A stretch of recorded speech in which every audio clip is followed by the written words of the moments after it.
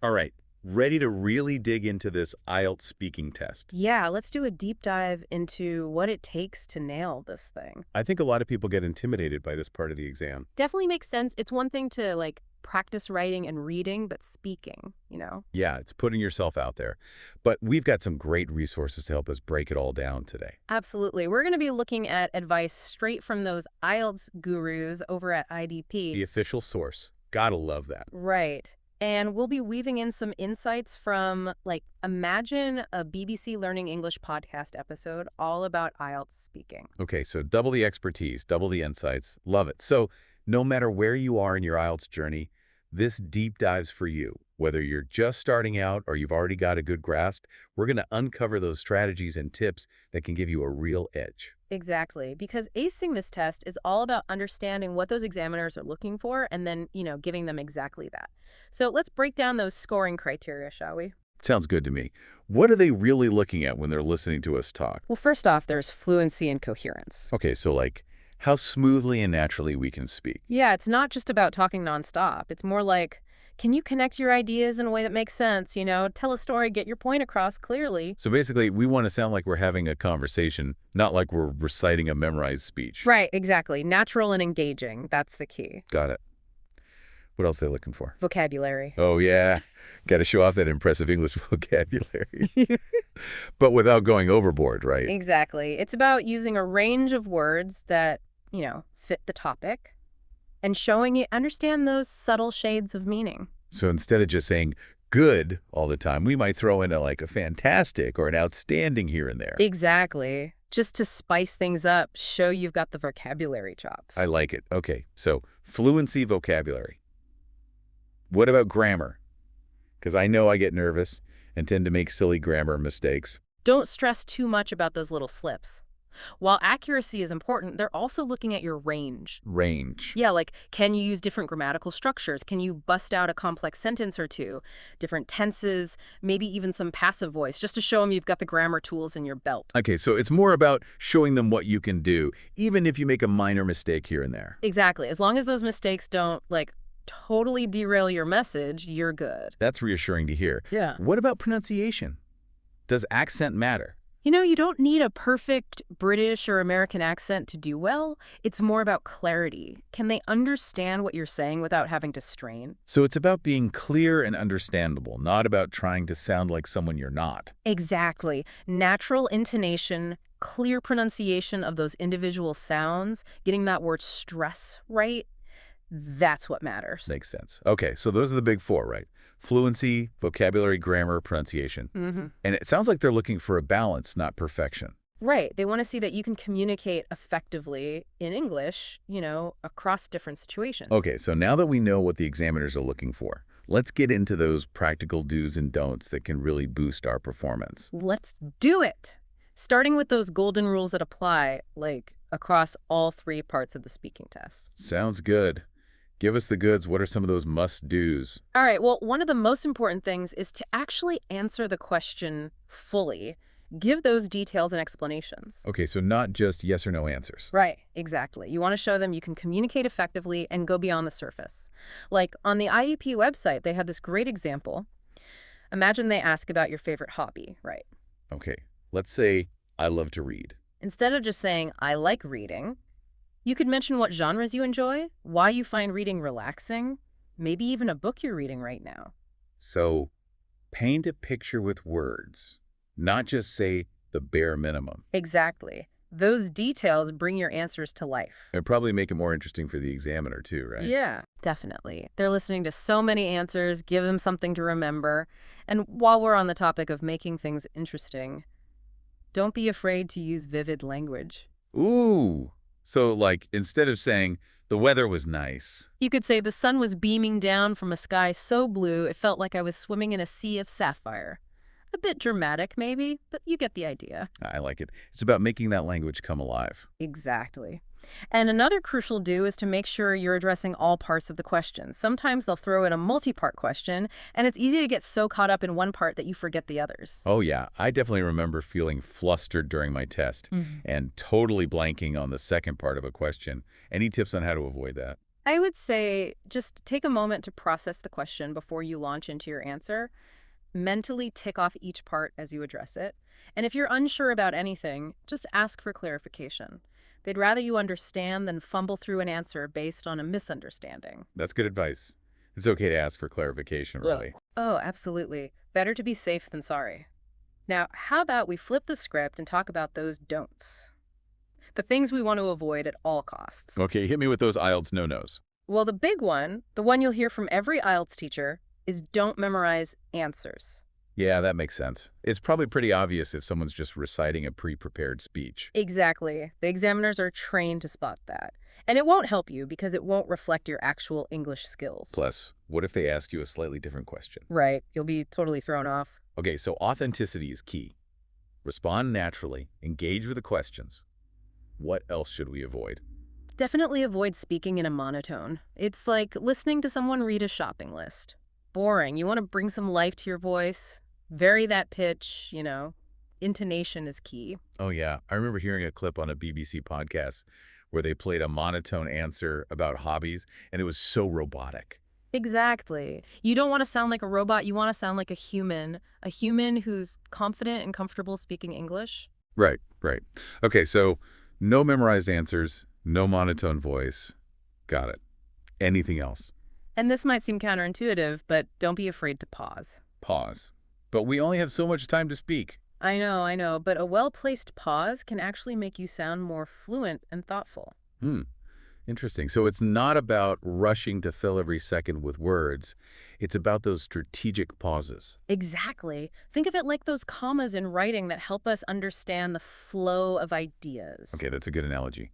Pauses are our friends, not our enemies. Right. They give you a chance to breathe, gather your thoughts, and deliver a more polished response. So now that we've covered those overall do's and don'ts, let's break down each part of the IELTS speaking test. Sounds good. Starting with part 1, which is like a warm-up round. Yeah, it's all about those general questions about familiar topics. Right. Things like your work, hobbies, your hometown. This is where those personalized responses really shine. So instead of just saying, I'm a teacher, I should give a more detailed answer. Exactly. Tell them what you teach, what age group, what you enjoy about it.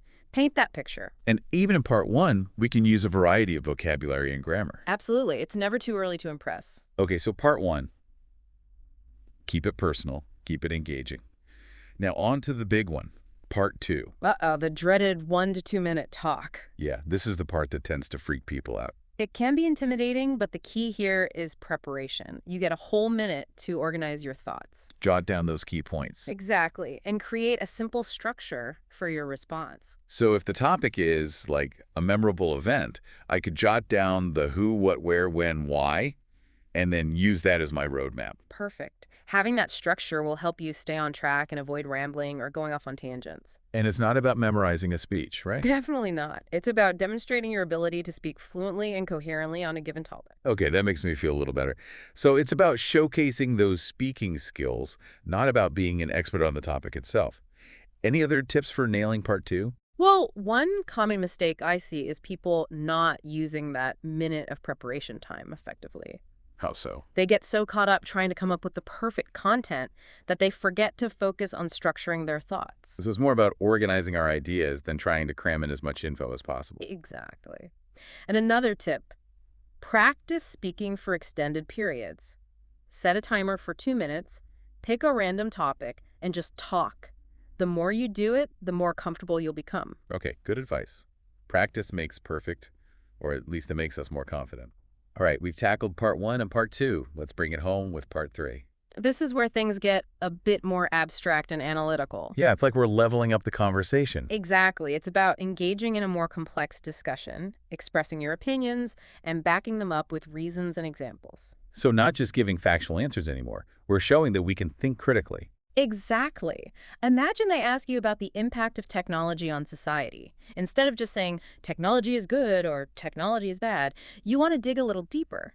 Talk about the benefits and the drawbacks. Okay, so acknowledge the complexity and present a nuanced view. Exactly. And it's okay to have a different opinion from the examiner. Oh, really? I thought we had to agree with them. Not at all. They actually want to see that you can think for yourself and express your own views. That's a relief. So it's like a friendly debate. Exactly. A chance to show off those critical thinking skills. And it's okay to ask for clarification here too, right? If we're not sure what they're asking. Of course. Always better to be clear on the question than to give an answer that misses the mark. So active listening is key in part 3. Any other tips for navigating this final hurdle? Well, one of the best things you can do is practice discussing a wide range of topics with a friend or a study partner. Like a mock debate. Exactly. Choose some current events or social issues and hash it out.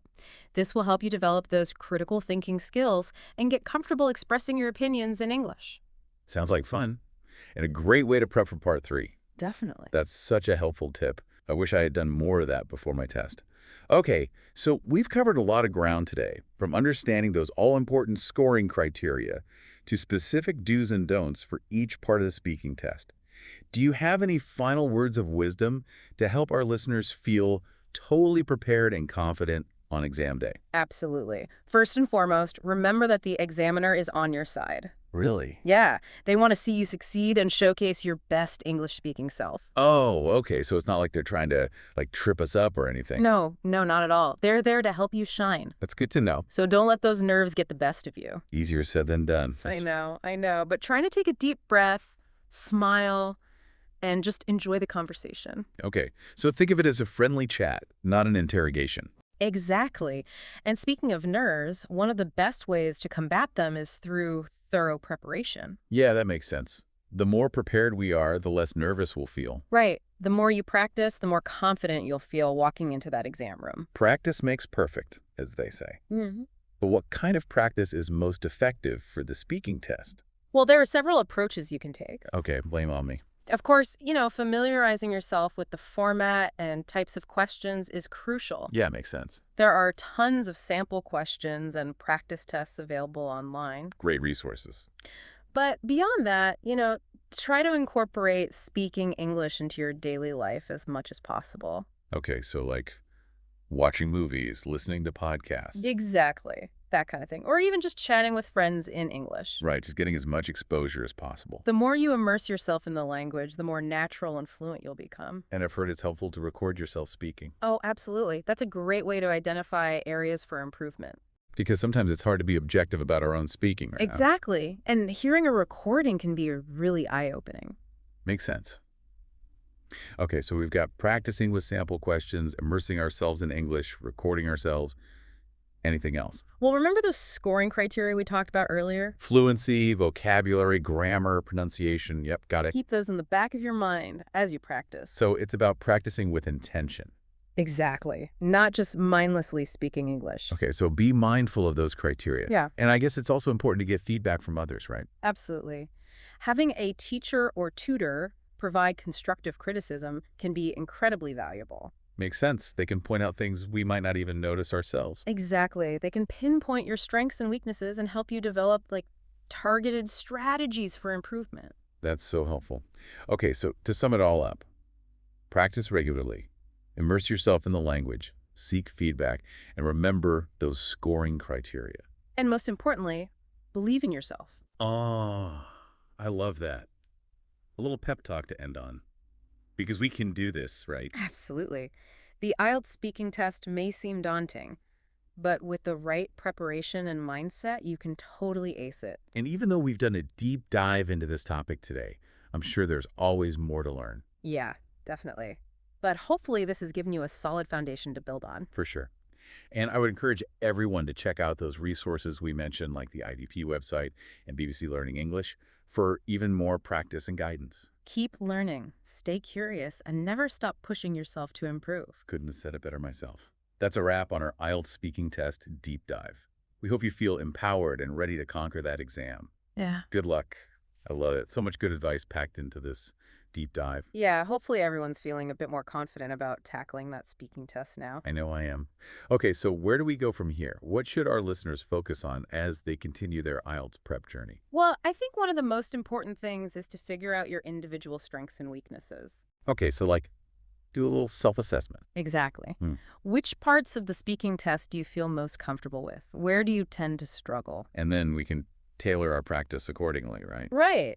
If you're already great with fluency, but vocabulary is a bit of a weak spot, Focus your energy on expanding that vocabulary. Have sense. So figure out where those gaps are and then, like, attack them head on. Exactly. And don't be afraid to experiment with different study methods. Oh, yeah, because what works for one person might not work for another. Right. Some people love flashcards, others prefer to learn through conversation.